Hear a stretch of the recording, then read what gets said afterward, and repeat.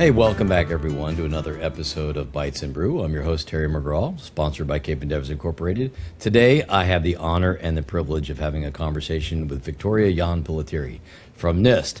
And she is a supervisory computer scientist, and literally her name is on the document for 800-171 and probably a dozen others. I'm really pleased that she's been kind enough and gracious enough to give her time today. So thank you again, Vicki, for joining us today.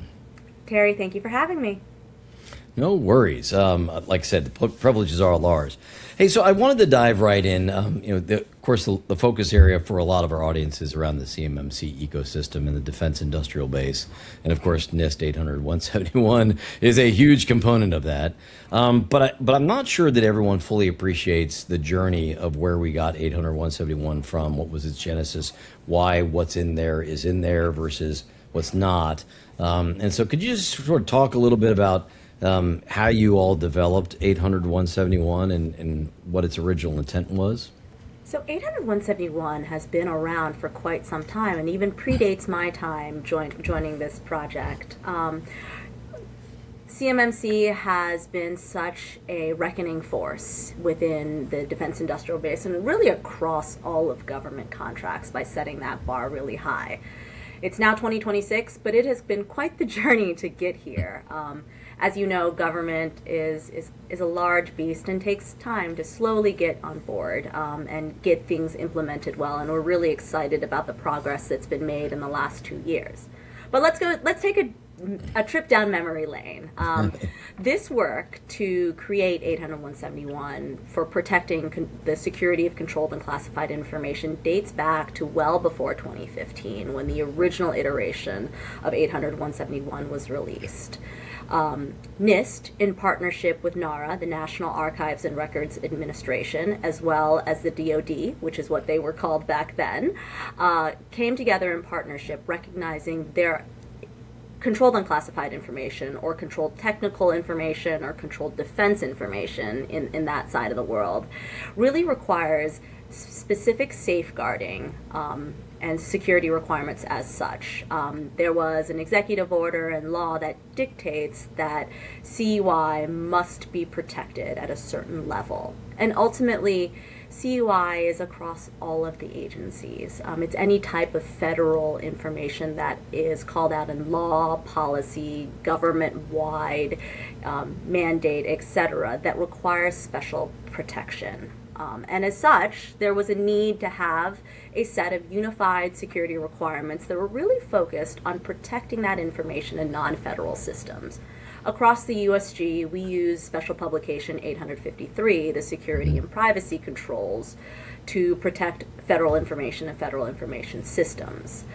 We determined in partnership with NARA and the artist formerly known as DoD that these requirements were great and fit the need for federal agencies, but for our non-federal partners, whether they be contractors or academia that we do work with, that some of the controls in 853 were just too federal-centric.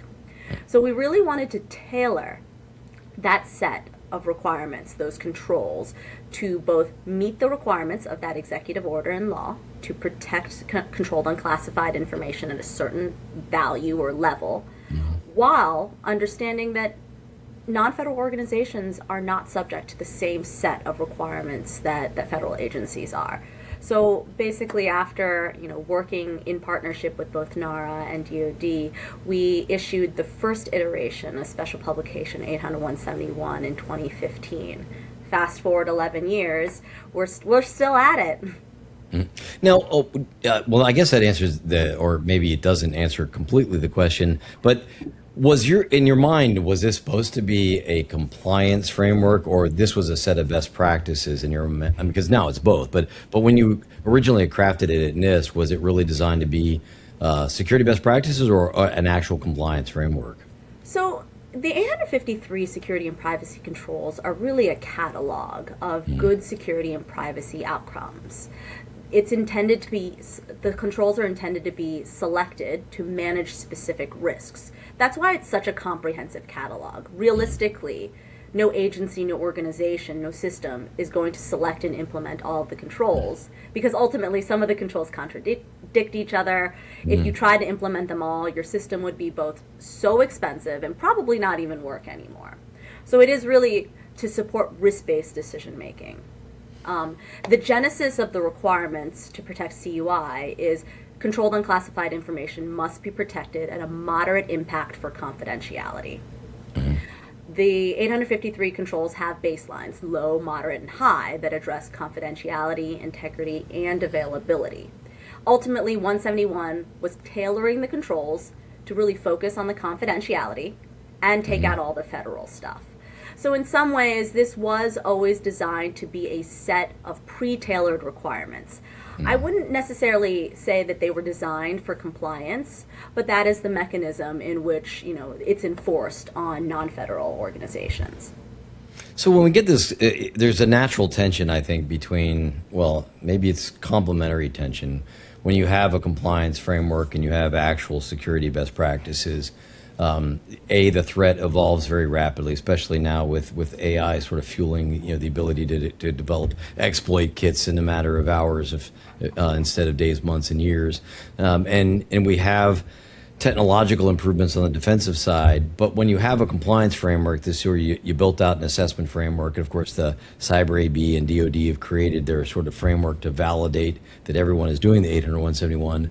Unfortunately, though, you kind of get locked into where security best practices may actually go faster than sort of the compliance check list keeps up with. For example, I'll use passwords rather than pass keys as a great example, right? And so the articulated standard is of course a little lagging behind the technology, and that's natural. But now that it's a compliance framework, you kind of have this tension. How do you think about that in terms, or do you agree or disagree with sort of that premise? I mean, you brought up some really great points, Terry. First, standards, guidelines, best practices are always going to slightly lag behind technology. That is just a matter of fact. AI is here, and even before AI, the only constant that we could expect in the cyber world is constant change. AI is just making that faster, more agile. So the way that NIST designs our standards and guidelines, we really are trying to be very outcome focused rather than, prescriptive, saying you must implement X solution. It's what are these good outcomes? And broadly, those good security and privacy outcomes transcend technology, the threats. Obviously, the standards and guidelines will require update with time. I think as technology shifts, as society and policy shifts, we will also need to shift. However, the level of specificity and detail still is at that level that we're still shooting for those good outcomes that allows each organization, whether they be the federal agency, whether they be the non-federal entity, to select the technology and solution to meet that outcome. Good access control is good access control.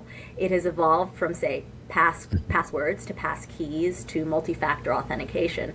But again, the outcome we're going for is how do you uniquely identify and authenticate those users or processes acting on behalf of those users? So let's talk a little bit about the sort of now we've had that little lead in about the sort of updating of the standards. I know that NIST is constantly evolving their documentation and practices. Before we get into sort of the Rev 3 release of the 800-171, can we just talk a little bit about how you all sort of tackle maintaining these kind of the NIST special publications in general? Like, what's the behind the scenes look at how NIST is curating and updating and what goes in and doesn't go into the standards? Well, ultimately, it is kind of a mix. We are driven both by internal research that is driven across our portfolio of computer security and applied cybersecurity research that informs kind of how we prioritize our publications. We're also driven by administration priorities, stakeholder input, whether you be a private sector company that is small, large, anything in between, other federal agencies, academia, industry. So ultimately, all of these factors play into how we prioritize our very limited resources to ensure that our portfolio of standards, guidelines, best practices are as up to date as we can manage. I know that's kind of a catch-all answer, but I think it really depends. In the case of the 171, there was a stated need by executive order, by collaboration with the other federal agencies, that we went down this journey. In terms of updating, it really also depends on what's happening in that threat landscape, right? What is happening, those external factors across the ecosystem beyond stakeholder need that drive necessary updates. And this is really going to vary depending on what publication, what event. In the last 2 years, NIST has created 2 patch updates to 853, which is the source for the 171 requirements, due to executive order, due to an identified new threat that was not adequately covered by the existing controls or control enhancements. So really, it really spans the gambit of when and why we update our standards and guidelines. In terms of prioritization, we're doing the best we can with what we got. I think in this day and age, we're all faced with limited resources, so it's how do we prioritize the staff, the expertise that we have, while leveraging the strength of NIST public comment process. Our open, transparent, and collaborative process allows us, some of the smartest people I work with are here, but we also have such a body of knowledge in private sector, in industry, in academia, in other federal agencies that we rely on, because cybersecurity and privacy is a team sport. We are all interconnected, whether you like it or not. So we provide better guidance. We provide better standards and guidelines when we get to work together. Yeah, it's interesting that you've talked about sort of the genesis of 800-171, because this is, if you look back, or what is it, 11, 15 years now from its genesis, this has truly been one of the very few bipartisan things. I mean, it was started under Obama, really, with the CUI consolidation, and then it went through every administration till the current one, and this really didn't slow down. I mean, it was very fastidious in its movement, and it has a lot of public comment and back and forth. But it does seem like this is at its core something that almost everyone can agree on, despite sort of the political bipolar that we see. Do you feel the same way in this regard, and do you sort of have that same tone across the project? Cybersecurity has been a priority across all of the administrations that I've worked across. The CMMC program was created under Trump 1, under Katie's leadership. Whether you like a compliance framework or not, she saw a need to unify what contractors in the DIB were doing, and she created a movement to really codify and get this implemented, because ultimately federal agencies are here to provide citizen services, and keeping this defense information, this controlled defense, controlled technical information secure, is of utmost importance, whether you're a federal agency or you're someone in the DIB supply chain, right? You are only as good as your weakest link, and we need our links to all be strong so we can support the services that are necessary for national security, for defense, for economic security. Yeah, well, I mean, it's taxpayer dollars. I mean, we are essentially funding the resources that we want to go to the warfighter defense of our country, and it doesn't need to accelerate our adversaries' capabilities. So I'm with you 100%. So we often talk about sort of the nation state threat, but you and I both know that in the cybercrime world, it's still remotely accessing systems and software that they shouldn't get, and exfiltration of data seems to be ubiquitous with cybercrime right now. And so I've heard pushback from a lot of the small business and sort of mid-sized tier that 800-171 is too onerous, is too much of a lift. And my argument has been, look, we're operating in a very contentious environment. It's a very competitive well, it is a contentious environment. It's adversarial.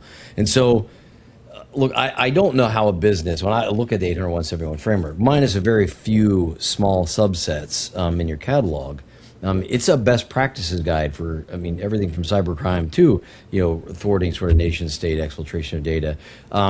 So how do you respond, as one of the authors of 800-171, that it's too much, it's too hard for companies to adhere to? Do you share that same view? I would imagine not, but.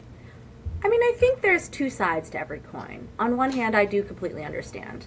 Some of these small and mid-sized businesses in the DIB are not cybersecurity companies. Their primary purpose is to provide a specific service, a specific tool, a widget that goes into ultimately the warfighter or supporting the mission of the warfighter.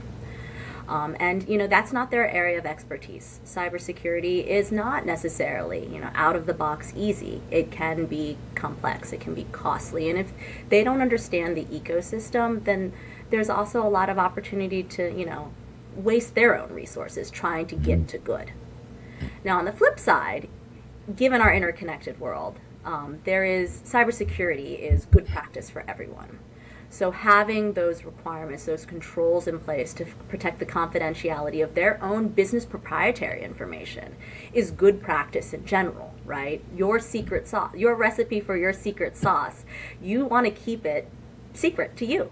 Otherwise, then what is your sauce? Right. Ultimately, it is that tension of, what can you afford to do versus what is worth it to protect for you. So even if you are not supporting the defense industrial base and you're not required to implement a certain set of cybersecurity requirements, I think ultimately every organization wants to protect their trade secrets, their employee information, their payroll. There are certain things that kind of transcend, mandated or not. And I think good cybersecurity hygiene is essential for any business these days. Now, 171 is focused primarily on the confidentiality of information. We also have to consider the integrity, making sure that your information isn't compromised or is, true to what it should be, and the availability. Is your payroll? Are your services available? But confidentiality is a great place to start, and 171 also kind of inherently addresses some of those integrity requirements as well. So ultimately, good cyber hygiene is definitely the entry point.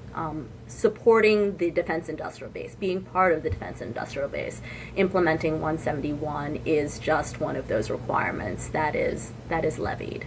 So while I do understand cybersecurity is not necessarily cheap, it's not necessarily easy, there's also a fantastic, robust marketplace of solutions, services that can be acquired to help small and medium businesses through their journey that are scaled and scoped to their specific needs. I do believe in the last year, a grant or a contract was awarded to a series of MSPs to help provide this kind of, secure compute space for small and medium businesses. So I'm really excited to see what comes of that, because there are obviously advantages, challenges as well, advantages to having something that is provided for the small and medium business community that doesn't have the infrastructure or the resources to do it on their own. Yeah, I guess the flip side of the argument is because this is government data, it's designed for the defense of the nation, and it is sort of taxpayer funded ultimately. I mean, that's how the contracts are funded, is through the taxpayer. One could argue that the government and we the taxpayers should demand that this is the bar to meet, and if you can't, there's a lot of commercial business that doesn't require it, but as the defense can be selective, there is the impact, and I've heard again for the counter argument is, well, this will push small business out of sort of the space, and maybe this is an unfair question for you, but it in some regards, I think the government would say, well, if you can't handle our data correctly, you shouldn't be in the space to begin with. Or is that too harsh an assessment from your perspective? I mean, ultimately, controlled unclassified information must be protected at a certain level. It doesn't matter if it's a federal agency. It doesn't matter if it's a defense contractor that is, large and everyone has heard of, or it's a, two-person shop. That information still has the same value to our adversary, and it is our responsibility to protect it regardless of, whether it's Vicky & Co., or if it's Vicky from NIST, or if it's, some large defense contractor that Vicky from NIST is working with. When you look at sort of the future of 800-171, I know that we're Rev 3, of course, from the CMMC perspective, is kind of poised, but Rev 3 of 800-171 itself, I think it's already in the bag. Is that correct? It's already written and already published. It's just not being used as the framework. It's a never-ending cycle. Do you have a cadence by which 800-171 is updated, or is it as needed, or both? So ultimately, in 800-171 Rev 3, we've made some really structural and foundational changes to how the requirements are portrayed. We got a lot of feedback from implementers of the pros and cons of how 800-171 Rev 2 is structured through, implementation through the CMMC program.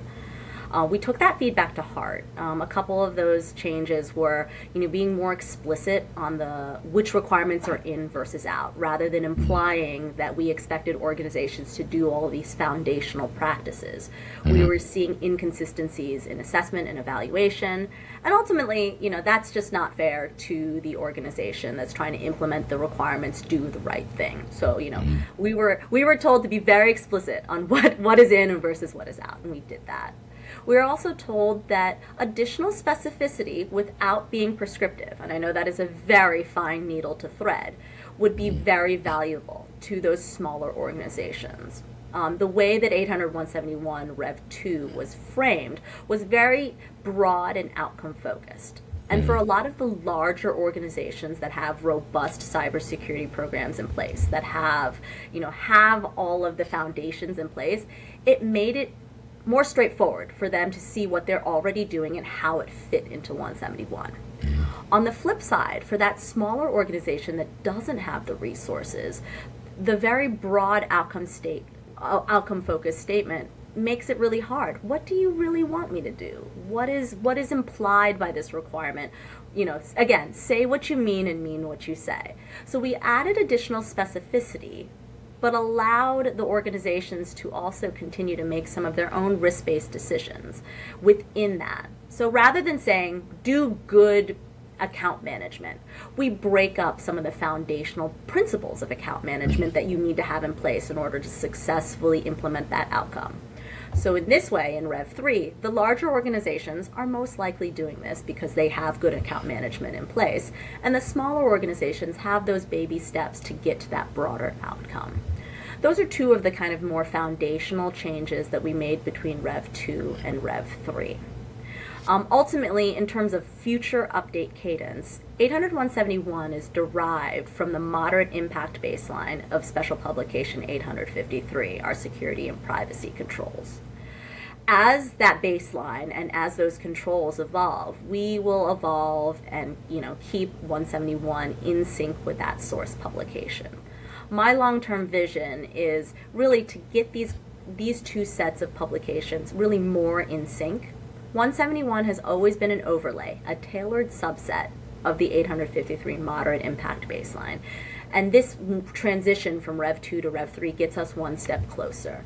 Long-term, I'd like to not have to maintain two completely separate frameworks, one specifically for feds, one specifically for non-federal entities, because we are really working to the same outcome broadly. Right. So how can we make these two, they will still remain different sets of requirements, but how do we keep the more in sync? So to be clear, the short answer to that very long response is we don't have a timeline for the next update, but we are looking to better sync our broad portfolio of resources because we want the federal agencies and our non-federal partners to be implementing those same outcomes.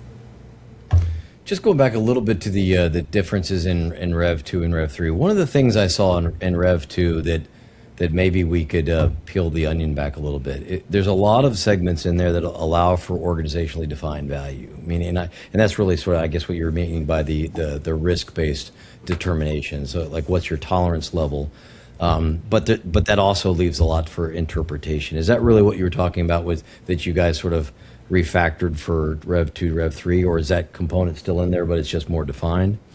So that is actually one of the biggest deltas between Rev 2 and Rev 3. And some of the feedback that we got during the public comments was concern.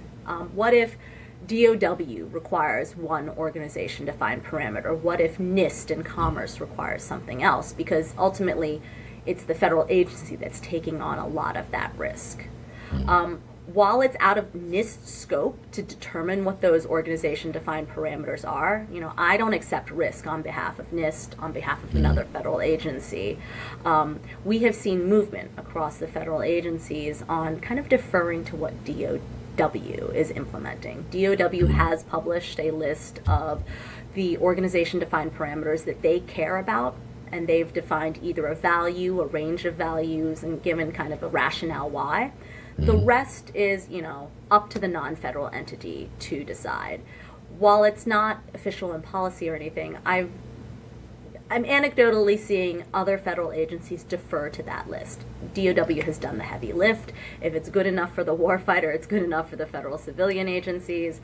So ultimately, I do believe it's just a very small subset of the organization-defined parameters that will be defined by the federal agencies, and the rest is really up to the implementing organization, the non-federal entity, to decide based on your risk, based on what you're doing on your end. Is that DOW list available for public review, or is that only for agencies? I do believe so. Okay. Something we'll have to Google after this. Yeah, we'll definitely have to Google it, because I don't know where it is. So just sort of wrapping up on this, given all of your history at 800, at NIST in general and 800, so 171 specifically, what's some of the things you wish to clarify? I mean, you've seen a lot of public comment, you've seen a lot of back and forth in the agency. What are some of the things that, pro or con, that you wish people better understood about sort of the 800, 171? I think 800-171 is necessary. I mean, the whole creation of CMMC was necessary because there was inconsistency in interpretation in terms of implementation. So I applaud Katie for really creating this movement. Now, I will say compliance is always the floor. Good risk management is really what we're looking for based on our portfolio of work at NIST. Understanding your risk, understanding your mission needs, your supply chain, it's all very contextual. And if you are implementing good risk management, you will meet your compliance, your regulatory, your legal obligations, right? Because that's what good risk management is. And you will be prepared for this ever-changing threat environment. Those good outcomes of risk management, understanding where your information is, what your system does, how it's being used, and what's important, that helps you make good risk decisions. That's how you make good investment decisions on where to improve, what is worth protecting. At the end of the day, you wouldn't protect your engagement ring the same way that you would protect an old toothbrush. Where do you need to spend those resources? You make, in your everyday life, before you walk out the door of your house, you have made at least 100 risk-based decisions. It is no different in cybersecurity, no different in privacy. So I really would advocate, NIST's position on this is we believe in good risk management, providing the tools and the resources for all stakeholders, whether you be a federal agency, whether you be a small business, to make those risk decisions. NIST has never been about a checklist. We don't create checklists. There is no such thing as that silver bullet checklist. We're providing you the tools, the methodology, so you understand what's your unique risk, how you manage it, and what's that acceptable level of tolerance of what is okay. I think that's is very insightful, and I appreciate that perspective. I don't think most people would have fully grasped the intent of the risk-based management, and I think that helps frame a lot of what you all do. Just one last piece before I let you go on the Rev 2, Rev 3, and this affects a lot of our customer base, is the flow down, the supply chain risk. Now, sort of the compliance piece is worried about the flow down requirements of the CUI, but the guidance of supply chain risk is an entire new category in Rev 3. Could you talk a little bit about sort of the thought process that went into that? I mean, listen, we are, as I said before, we are all interconnected, whether you're part of the DIB or not, one way or the other. Supply chain security is so important. We don't create all of our own code in-house. We don't create our own widgets in-house, and we are only as strong as that weakest link up the supply chain. So in 853 Rev 5, we introduced a new control family on supply chain risk management that really peels back the onion a little bit more on those aspects of supply chain security. As such, since they were included in the moderate impact baseline and they do really help protect the confidentiality information, those requirements also flowed into 171. So whether, those flow down requirements from the CMMC side is just to ensure that everyone in your supply chain, in your non-federal supply chain, is supplying you those goods and services with that same level of provenance and security as you are to your government customer. I think we can't have a conversation about security in today's world with AI, with how we're getting and developing software without considering the supply chain risks. Yeah. So you also, as NIST is culturally, is very open to public comment. In fact, you put your email on the documents. For better or worse, you can find me. Yeah, you can find Vicky. But that's part of the culture of NIST, correct? Is you want the public feedback comment. You might not always get a direct reply, but you all do take that and curate and consider it, do you not?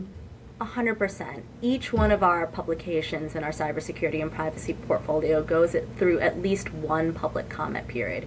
It is open to any stakeholder, whether you be Terry McGraw, the individual citizen, whether you be representing your company, whether we value at each and every comment. We actually adjudicate each and every single comment equally.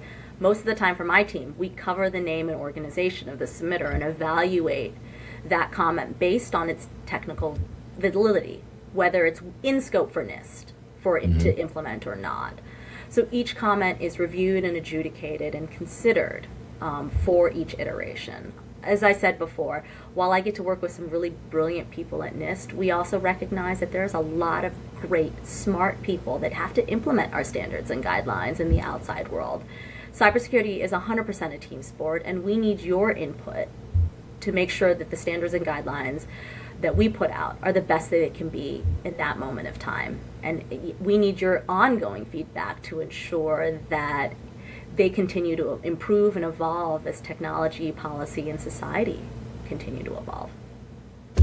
Thank you so much for all of your insight, the work you've been doing on behalf of the United States people, as well as all of you have a lot of global following. NIST is a global standard, not just a U.S. standard, and that you must take great pride in that as well, that it's often referred to as the gold standard globally. But I do want to thank you very, very much from the bottom of my heart. I appreciate you coming on. We appreciate all the work you do on behalf of the U.S. citizen, and thanks for trying to keep us all safe. I appreciate it Thanks very for having much. me here, Terry. As always, don't hesitate to be a stranger. You know how to find me. It's on the internet. That's right. Yeah, we just Googled it. Yeah, Just Google it. That's right. Thank you so much, Vicki, for your time. I appreciate it. We know you have a lot of things to do, and your participation has been grateful. Thank you.